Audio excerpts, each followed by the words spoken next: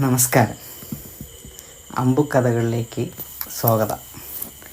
ഇന്ന് അമ്പുവിന് വേണ്ടി ഒരു രാജാവിൻ്റെയും ഒരു മന്ത്രിയുടെയും കഥയാണ് ഞാൻ കൊണ്ടുവന്നത്. ഒരു ബുദ്ധിമാനായ മന്ത്രിയുടെ കഥ. പണ്ട് ഒരു രാജ്യം.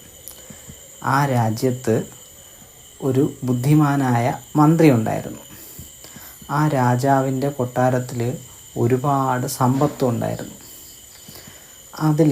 ആ സമ്പത്തിൽ രാജ്ഞിക്ക് ഇഷ്ടപ്പെട്ട ഒരു രത്നം കൊണ്ടുണ്ടാക്കിയ ഒരു മാലയുണ്ടായിരുന്നു. നല്ല ഭംഗിയുള്ള നിറയെ രത്നങ്ങളൊക്കെ പതിച്ച ഒരു മാല. റാണിക്ക് ആ മാല ഭയങ്കര ഇഷ്ടമായിരുന്നു. എവിടെ പോയാലും ആ റാണി ആ മാലയും ധരിച്ചാണ് പോയിക്കൊണ്ടിരുന്നത്. ഒരു ദിവസം പെട്ടെന്ന് ഒരു രാത്രി ആ മാല മോഷണം പോയി. രാജാവ് കുറേ അന്വേഷിച്ചു, പട്ടാളക്കാരെ വിട്ടു, രാജ്യം മുഴുവൻ അന്വേഷിച്ചു നോക്കി. പക്ഷെ ഒരിടത്തും തന്നെ എന്ത് ചെയ്യാൻ സാധിച്ചില്ല, മാല കണ്ടെത്താൻ സാധിച്ചില്ല. ഒടുവിൽ രാജാവ് തൻ്റെ ബുദ്ധിമാനായ മന്ത്രിയെ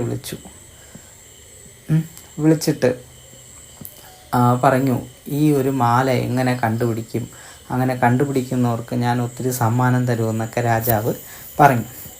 അങ്ങനെ ആ മന്ത്രി അടുത്ത ദിവസം പരിഹാരം ഉണ്ടാക്കാമെന്ന് പറഞ്ഞിട്ട് പോയി. അടുത്ത ദിവസം ഈ മന്ത്രി എന്ത് ചെയ്തു, ഒരു സന്യാസിയുടെ വേഷത്തിൽ അടുത്ത ദിവസം രാജകൊട്ടാരത്തിൽ വന്നപ്പോൾ ആ സന്യാസിയുടെ കയ്യിൽ കുറേ വടികളുണ്ടായിരുന്നു. അപ്പോൾ അദ്ദേഹത്തിന് രാജകൊട്ടാരത്തിൽ നോക്കി, നാട്ടിലൊക്കെ അന്വേഷിച്ചു. പക്ഷേ ഒരിടത്തും തന്നെ എന്ത് കിട്ടിയില്ല, ആ മാല കണ്ടെത്താൻ സാധിച്ചില്ല. അപ്പോൾ അയാൾക്ക് മനസ്സിലായി, ഇതിൻ്റെ കള്ളൻ എവിടെ തന്നെ ഉണ്ട്, ഈ കൊട്ടാരത്തിൽ തന്നെ ഉണ്ട്. അതുകൊണ്ടാണ് പുറത്തൊന്നും അന്വേഷിച്ചിട്ട് കിട്ടാത്തത്. അപ്പോൾ ആ സന്യാസി രൂപത്തിൽ മന്ത്രി വന്നപ്പോഴത്തേക്കും മന്ത്രിയുടെ കയ്യിൽ കുറേ വടികളുണ്ടായിരുന്നു, ഒരേ നീളത്തിലുള്ള വടികൾ. അങ്ങനെ ആ വടികൾ കൊണ്ടുവന്ന് കാണിച്ചിട്ട് പറഞ്ഞു, ഇതൊരു സാധാരണ വടിയല്ല, ഈ വടി അത്ഭുത വടികളാണ്. അപ്പോൾ ഇതിനു മുൻപും ഇതുപോലെ പല നാട്ടിലും മോഷണങ്ങളുണ്ടായപ്പോൾ ഞാൻ ഈ വടി വെച്ചാണ് കണ്ടെത്തിയത്. എന്നിട്ട് പറഞ്ഞു, ഈ വടി ഞാനിവിടെ ഉള്ള എല്ലാ ജോലിക്കാർക്കും ഇന്ന് കൊടുക്കും. അവർ ഇത് വീട്ടിൽ കൊണ്ടുപോയി ഒരു ദിവസം അവിടെ സൂക്ഷിക്കും. അടുത്ത ദിവസം തിരിച്ചു കൊണ്ടുവരുമ്പോൾ ആരാണോ യഥാർത്ഥത്തിൽ മാല മോഷ്ടിച്ചത് അയാളുടെ വടിയുടെ നീളം മാത്രം കുറച്ച് ഒരു വിരലിന് അത്രയും നീളം കൂടി നിൽക്കുമെന്ന് പറയും. എന്നിട്ട് മന്ത്രി എന്ത് ചെയ്തു, ആ സന്യാസി എന്ത് ചെയ്തു, ആ വടി എല്ലാവരുടെ കയ്യിലും കൊടുത്തു. അപ്പോൾ അതിനകത്ത് യഥാർത്ഥ കള്ളനും ഉണ്ടായിരുന്നു. അങ്ങനെ ആ യഥാർത്ഥ കള്ളൻ ആ വടിയും കൊണ്ട് വീട്ടിൽ പോയി. രാത്രി വടിയെടുത്ത് വെച്ച് നോക്കി, എന്നിട്ട് ചിന്തിച്ചു, ഞാനാണ് മാല മോഷ്ടിച്ചത്. അപ്പോൾ നാളെ ആകുമ്പോൾ എൻ്റെ കയ്യിലെ വടി എന്ത് ചെയ്യും, ഒരു വിരൽ നീളം കൂടും.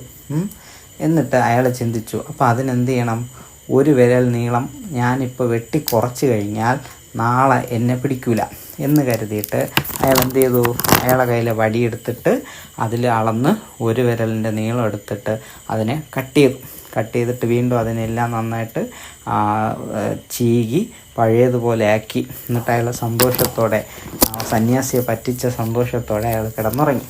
അടുത്ത ദിവസം രാജകൊട്ടാരത്തിലെത്തി.